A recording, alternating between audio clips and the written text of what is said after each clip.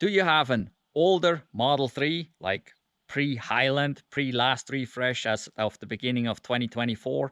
Or do you have a Model Y? Well, then you're out of style. We are going to solve this today on our Model 3 as we are going to this.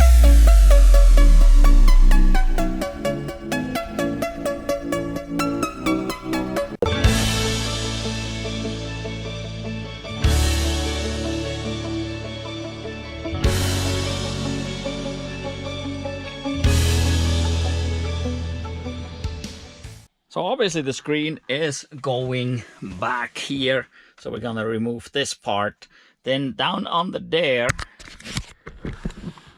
we got the panel here that needs to be removed because there's a plug we need to plug into. And then we need to route some of the harness over to the other side as well. We'll get into that. So if you do have a floor mat like we do, or any floor mat for that matter, remove it first so that you can easily get under there to remove that panel. With the floor mat out now, we can start the disassembly. This should all just pull apart basically, so that should be relatively easy. Here we go, that just pulls off like this. And we do have a connector right here. It's got its little latch right there. So we need to press in and pull the connector out. And here we got this assembly already all taken off. Now we need to get under here and get this other panel off. This panel right here is what we need to get out. And basically it just can grab it and pull it off. And then here we got it out. It just got these clips on the back side. And then what we need access to is this plug right here. And we already have an adapter in here. So these blue plugs right there, that is actually for our dash cluster that we have installed, and there's another video about that.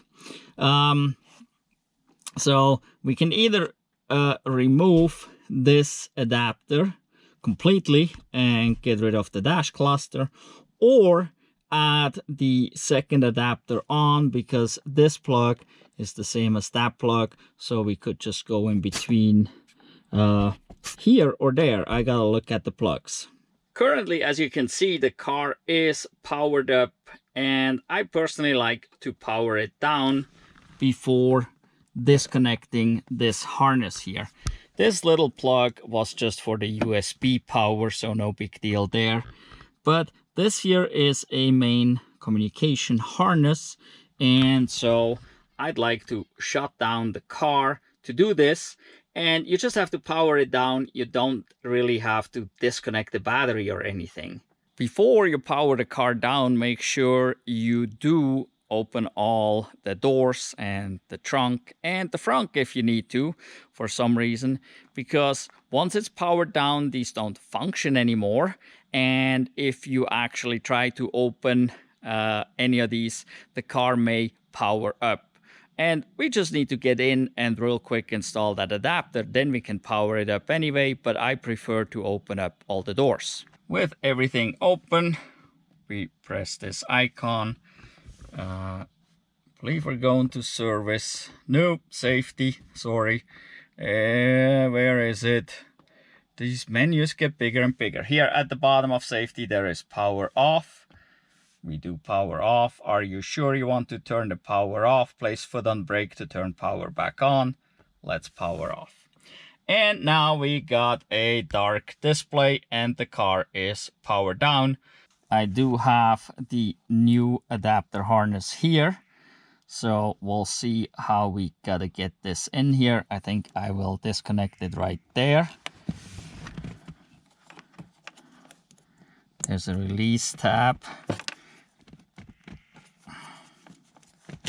There we go. So then this should fit on there, and this fits on here.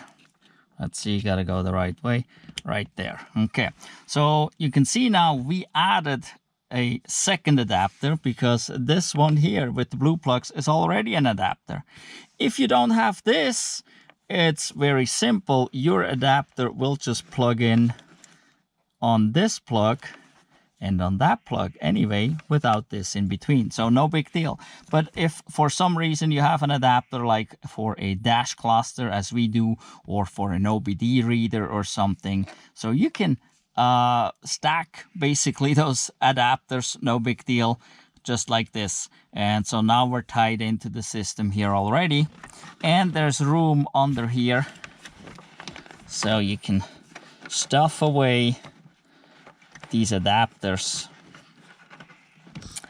under there, and then your panel can go over it real easy again without having any space issues. There's plenty of room in there. On our new harness that we're installing here, you got this short piece going to this plug and that plug, and those two plugs are just going up above to the screen that we're installing. And here we have our screen, and there is the one plug, and the other plug is down in there. That's the second plug. So we need to route those two up through there on the inside. So we come up here, and well, there's an opening on that side and an opening on this side. It's a little hard to see here, but I can stick my finger up down in there. You may be able to see a little light flashing right there. So that is the opening that we can route this up through. So you don't even have to remove any of this, hopefully. We'll hopefully just be able to push that up there.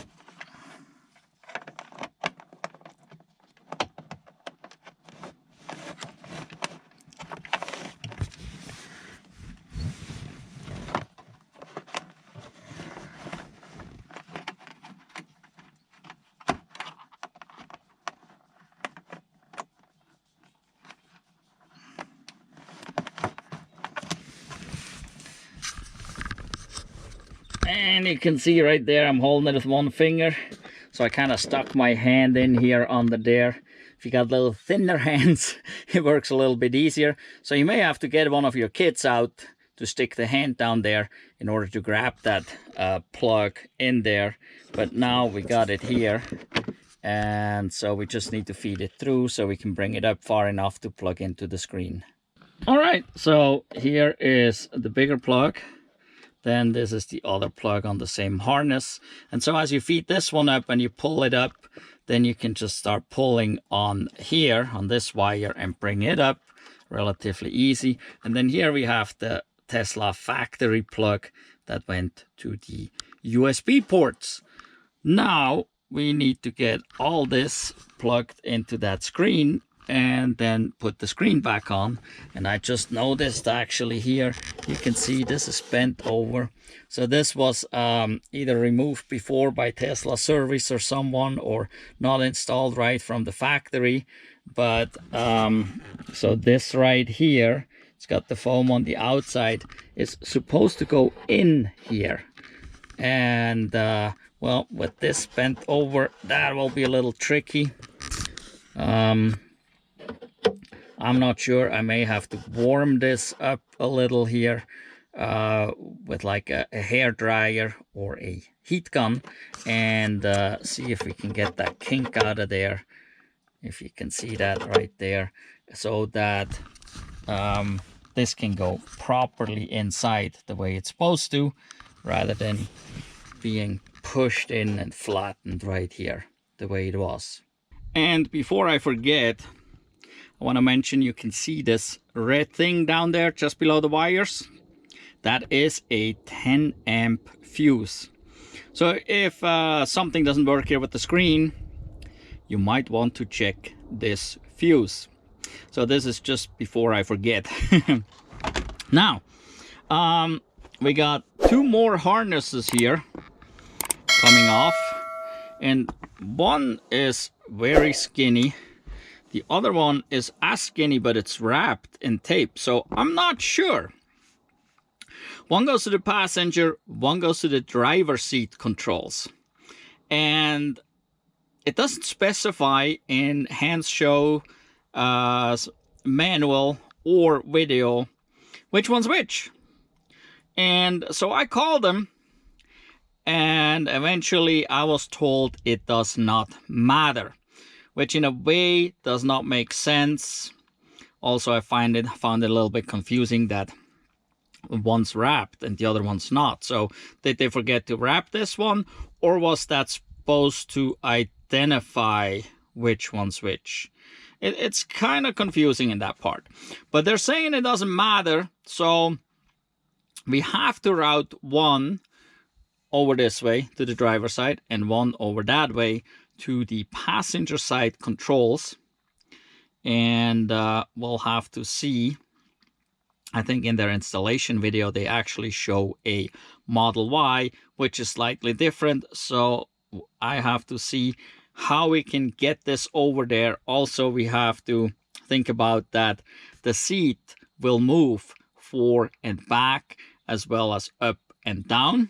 So we have to have some room somewhere for this cable or this wire to then move with it. I'm not sure if this will be back here or over that way somewhere. So I'll dig into that and then I'll show you how to install it. So I did find a way to get here. That's where we need to get to with that harness, and tee it in just like we did the other harness in the back. The installation instruction did just kind of pry this out. And so first of all, you want to raise the seat all the way up to get some room, especially in the Model 3. In the Model Y, you got plenty of room under there because you're on a raised base. But in Model 3, just raise it all the way up, which I already did, which also brings the seat cushion out of this some. So we can pull this back, and you can see the plug with the wires going to it down there. And that's a plug we need to take off and tee into. Like I said, it just kind of pulled this off. I can feel they're under here. It's attached somewhere. I felt like a screw head. I didn't look up under there. I was hoping I probably can just pull it back and get in there, but that may not be the case, and your situation may be different. So you may have to find this screw head under here, undo it and pull that back. I may have to do that as well, because you don't just want to pull here and then potentially damage the point down there where it's fastened and break it off, and then this will just be flapping around. So now, how do we get here, especially since the seat can move forward and back quite a ways and come up and down? So the best way is to follow the original harness. So we are starting here in the center console, but we need to get way over that way right there. So from here, we got this or the other wire, doesn't matter. Right up here, if I can get my hand there. Where is it? Right there. It's kind of tough to show, but you can feel there is a cut, an opening in the floor mat or in the carpet, and that's where we can get into. So we can actually route our wire right under there, push it forward, get into this gap, and over here you probably can see this better right there. There we go.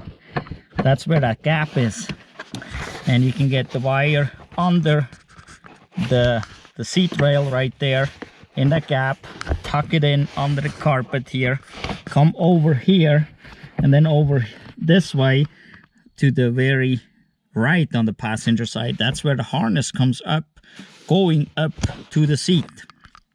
And let's see if I can get down a little more. There we go. This goes up to the seat. So you want to come over under this gap, and then this comes also out of this gap in the carpet, and then you follow this along, coming up over onto the seat. And because you will have the same loop as the factory loop here, you will have enough room to move the seat forward and back without the cable get hung up or anything. You just attach it either with electrical tape or maybe zip ties to this harness right here, and then we tie it in way over there.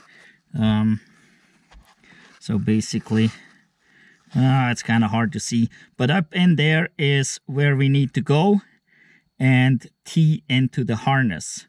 So again, just follow this harness here and get it in the gap right here, which brings you all the way. That gap comes all the way over, and so we can have the wire under there, get right in there. Actually, there's a little room right there, so the wire will not be exposed anywhere, and it will be going through under this rail where this gap is right there.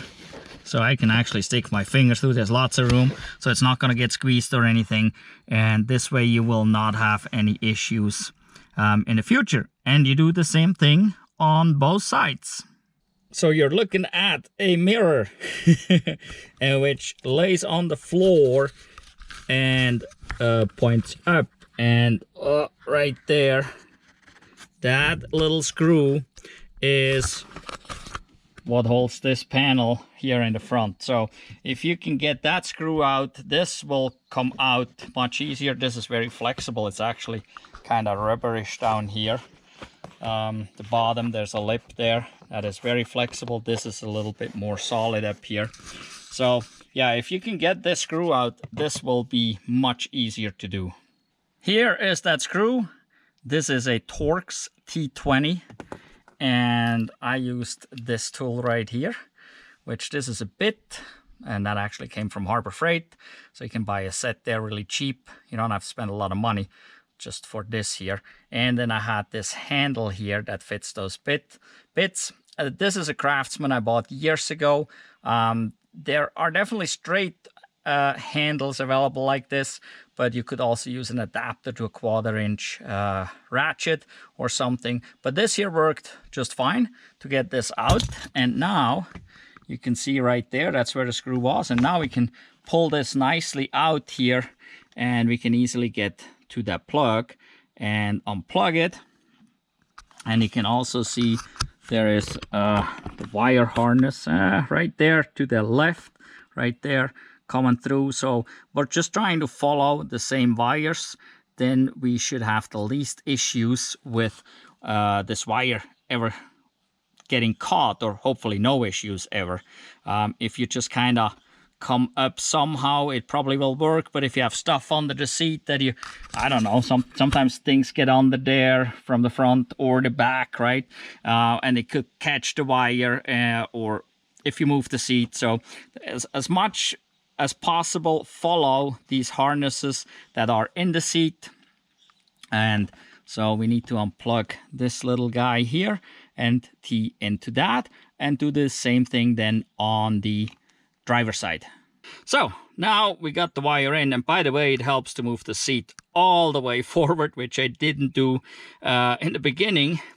So now I can almost show you better there. If I can hold the flashlights are right there. That's where we're going. You can see now I'm coming out with the wire right here, where the seat harness comes out of the floor as well. And then over here, we can see this little gap right there. I can stick my fingers through. That's where you want to get under. You want to get under this carpet. And you can see my wire actually goes into the gap right there. So it's under this panel and goes forward to there, where it goes under this carpet, and then runs all the way across to there. So it's completely protected. And we still got plenty of cable here to follow that harness up and get over there. So, but this way, this is nicely protected. This is a professional install like that. And so on the driver's side, same thing here. This goes in there, goes down under the gap, follows in there, comes up right here, and then follows that harness forward over to the switch. And then here we come along there, back here, and we're plugged in down there with those plugs here, these little plugs right here. It looks real easy for in the videos that I watched. It just go on down there and grab it and pull it out like nothing. Well, I don't know, in real life it's really not that easy. So I used the screwdriver and I just came on the top here and slightly, very lightly pressed on it. There is no actual lock release, a little latch that you could press or anything on this. So just lightly pry it and it will start coming out, and then you can grab it and pull it out all the way. So I did the same thing here on the driver's side, took that screw out. I have this still open, the passenger side still open. Back here everything's open, nothing's done yet. Here we got the old parts right here, and there's the new part. So now, before we button all this up, and since I'm not 100% sure about passenger and driver side, because yeah, well, they said it doesn't matter which cable is which, so hopefully they're right. So now I gotta plug in this unit, and then I can actually test and see if this works. And then finally, after that, we'll button all this up, close it up, and make it look good. So as I was working on the wiring to the seats, I pulled this back down in a little more, and it turns out the harness going over to the driver's side seems to be a little bit shorter than the one going to the passenger side. Not sure why, they were basically the same length. But anyway, in order to get this far enough out so I can plug it in, where? Right there. I had to pull it back, so I pulled it back a little bit there so I can get it up here. So that's why you don't want to button up and attach things before you're really done. So, but it also seems like the factory plug here for the USBs is no longer used. It's just the one here off that harness, and this one here off that harness that we just installed. So, well, let's plug it in and see if that works.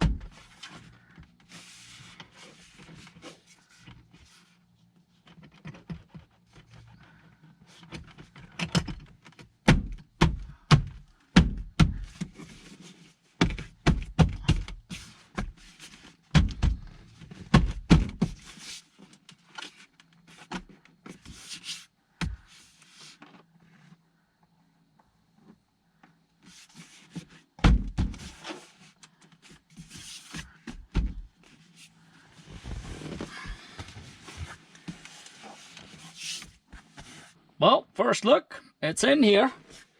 For me, the struggle was to get it back into the air duct back there, since that was, well, out of shape, I guess you could say. So, but it's back in, I got it in. I never removed this lower panel here, and the Hansshow instructions, they say to remove it. I don't know why. You can fish the wire up real easy without any fishing tape. They also talk about fishing tape and stuff in here. I haven't needed any. It works just fine without it. So, well, I guess now it's time to power the vehicle up and see if this actually works. Well, something's happening. So to power the vehicle back up, all you do is you step on the brake, since we had it powered down, right? And so here we go. It's 12:01 p.m. It took me that long. So how long does it take to install this? Well, the trickiest part is routing these wires nicely. So that probably took me the longest. Back here, this is relatively quick, especially if your air ducts are fine. It's much easier to get this back in. I had my struggles a little bit, but I think I got it in there, right? So I still have to button everything up on the there and close the sides up. But I think I would guess about a 2-hour install to do it nice. I'm sure there's some people that just kind of string the wires out this way like a clothesline. And maybe or maybe not, eventually they will be damaged and stuff will not function anymore. Let's do a quick overview of the functions of the screen. This screen is an Android and has the Android functions like your cell phone or a tablet, but it's also connected to the Tesla, and so it has some of the Tesla functions as well. To use some of the Android functions, there is a data port right here, a USB-C, where you can put a USB stick in there for data if you want to play certain music or movie or something. And then the other port over here is only for charging other devices. But you can use those two ports as well.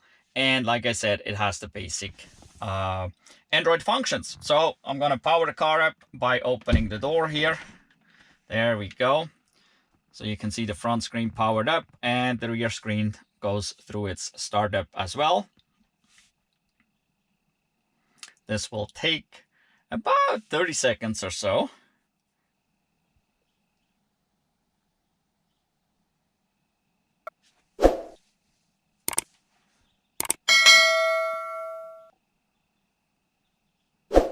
All right, and now here we are. And it usually starts up with this screen right here for your climate control. And this allows you right here to adjust the temperature, to adjust the fan speed, and choose these functions down here.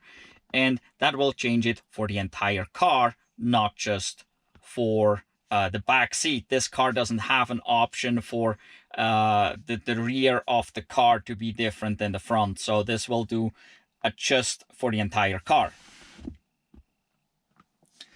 Then we go here. Those are seat heaters. And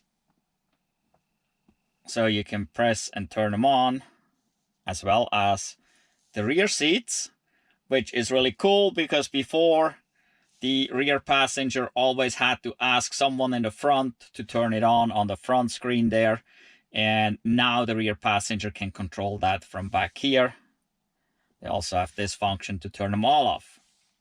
Then here we got this seat function, and that's kind of interesting. You see this thing here and this, that kind of looks like a target for shooting. And I don't know if you can hear it.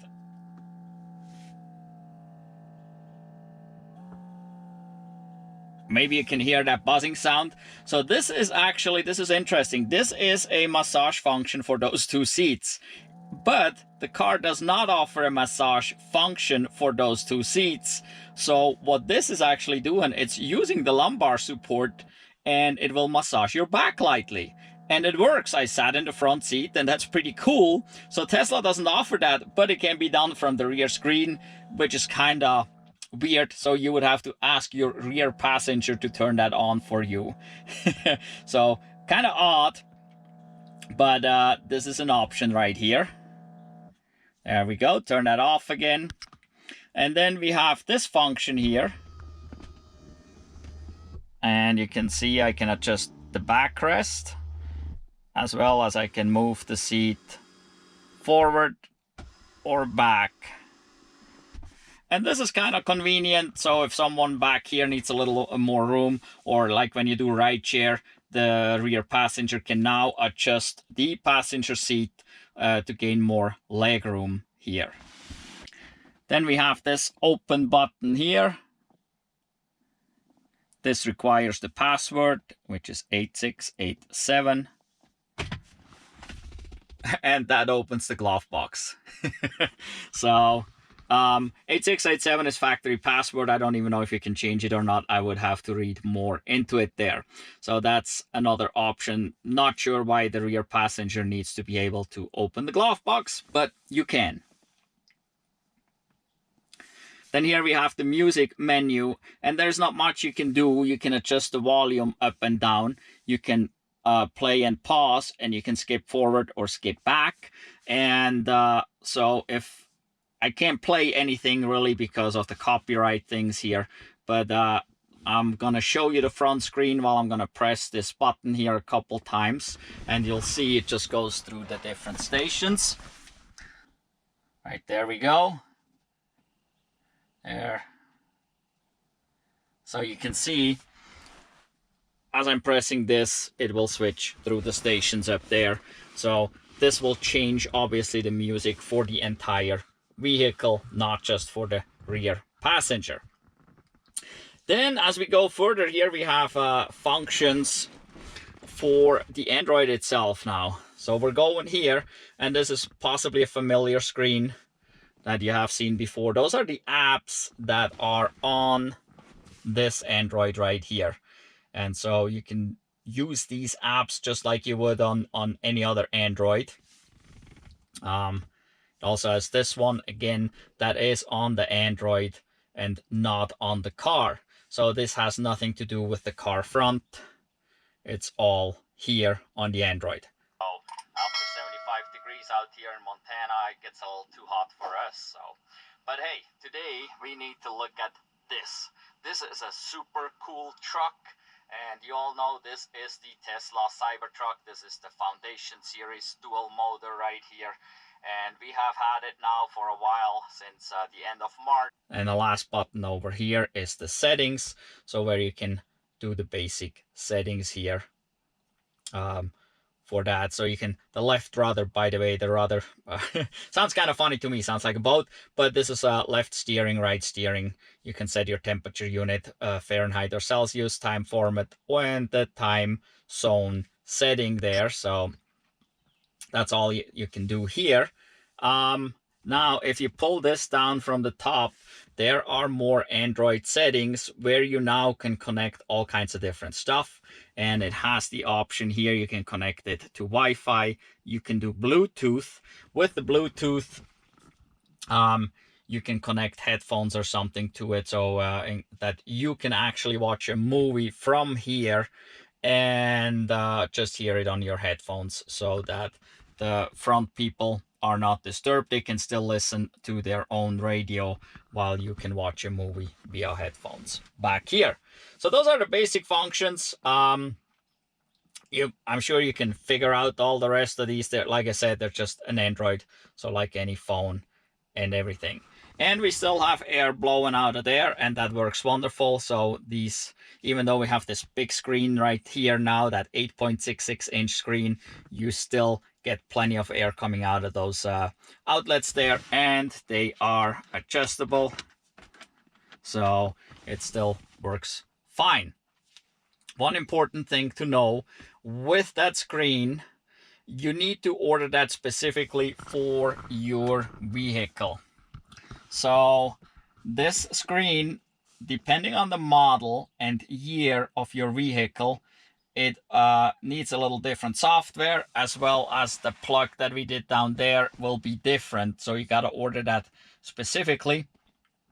And you may want to look up what processor your vehicle has. This particular vehicle here has an Intel Atom processor, and so you may want to look into this so you get the right screen for the right processor. And just make sure you use our link and coupon code RMT to order this one, so you get a great deal on this, as well as any other accessories you find on the Hansshow website. Maybe reading the manual a little bit and checking into it a little bit more, but it's pretty cool. We got this back here now. It gives the rear passenger definitely control over the seat heaters back here, which is nice. It gives the rear passenger control over the passenger seat, which is nice if there's nobody sitting in there. But like for if you drive Uber or Lyft or something, right, you can actually give the rear passenger access here, so they can just move the seat forward, right? If they say, oh hey, can you move the seat forward, it's like, oh, why don't you do it right on the screen there? You can do it right there, so you don't have to lean over and trying to reach the controls, right? So that is pretty cool. Yeah. And well, it's blowing out of here. I can feel the air, so we got the air duct connected. I gotta still test the USB plugs. So this looks like a USB data, while this looks like charging only. Not sure if that's what that is supposed to mean, that it has the two different ones. Like I said, gotta read the manual, but overall this is pretty good. I also gotta install this panel on the bottom there, tidy up all my wires, and heck, we're in business. And I'm as fancy as any other new Tesla with a rear screen at this point. My rear passengers probably will like that. And again, if you're like driving rideshare and a passenger says, hey, it's a little hot, there's a little cold, then let them adjust it right from here, I guess. So also now the time is visible back here. And then since this is an Android, obviously a phone can be connected to it via Android Auto, so that enables other functions. And all the Android functions should be on there as any Android, so you should be able to connect probably via Bluetooth and so on. I gotta play with all this, but mainly at this point we got it installed, and that is what matters. And we're ending this video here now because yeah, I think if you like that screen, then you should get one. There is a link down below in the description. If you use that link, you help out the channel a little bit, and also you should get a discount. That's always good. So like I said, this screen came from Hansshow, which is a name that is kind of known in the Tesla community for other Tesla accessories as well. So you cannot just get a screen there, you can get a whole bunch of other stuff there as well. And up here in the Montana area, you can contact us if you want help installing it. We are doing installations. We charge a little bit, not much, we're cheaper than many, but if you need any help, contact us and we'll see if we can help you out, or if we can arrange something for an installation. Well, yeah, in any event, so first of all, give us a thumbs up for this video. Go check out all our links down below, including that Hansshow link for this screen. And like I said, Hansshow also has other accessories, and these purchases help out the channel. Make sure you're subscribed to our channel. Make sure the notification bell is highlighted so that you get notified about our new videos. And we have all kinds of videos. We have lots of travel videos, travel in the wintertime, travel in the summertime, long distance travel, like 1,000 miles in a day with an electric car, obviously. So there's some tests of things. We test chargers and other accessories. We have some recommendations. Usually the things we test and produce a video of we like, and that they're functioning well as far as we can tell during the test period anyway. So these are usually good products. So again, check out the links down below in the description. Also, leave us a comment and tell us what you think about this screen. Is that something you like? Is that something you might want to purchase? Is that something you're going to purchase? And if you do, use our link down below.